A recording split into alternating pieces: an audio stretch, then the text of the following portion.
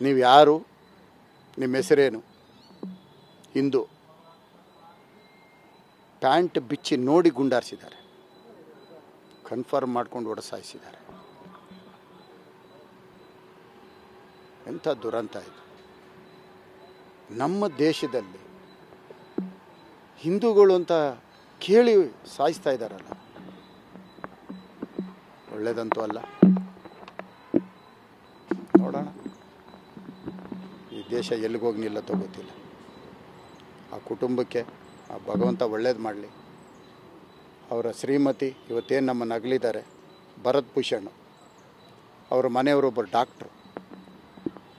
ಬಹುಶಃ ಒಂದು ಡಾಕ್ಟರ್ ವೃತ್ತಿ ಮಾಡಿ ಒಂದು ಗಂಡನ ಶವ ಪಕ್ಕದಲ್ಲಿತ್ತು, ಆ ಅಮ್ಮನೇ ಜೀವಂತವಾಗಿದ್ದಾರಾ ಇಲ್ಲವಾ ಅಂತ ಪರೀಕ್ಷೆ ಮಾಡೋಂಥ ಸ್ಥಿತಿ ಯಾವ ಹೆಣ್ಣಿಗೂ ಬರಬಾರ್ದು.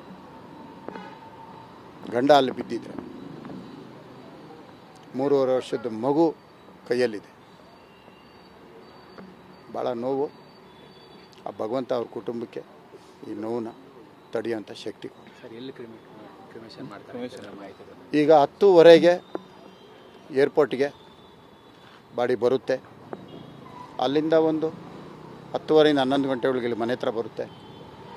ನಾಳೆ ಮಧ್ಯಾಹ್ನ 1 ಗಂಟೆಗೆ ಹೆಬ್ಬಾಳ ನಮ್ಮ ಸ್ಮಶಾನ ಏನಿದೆ ಅಲ್ಲಿ ಬರ್ನಿಂಗ್ ತೊಗೊಂಡೋಗ್ತಾಳೆ.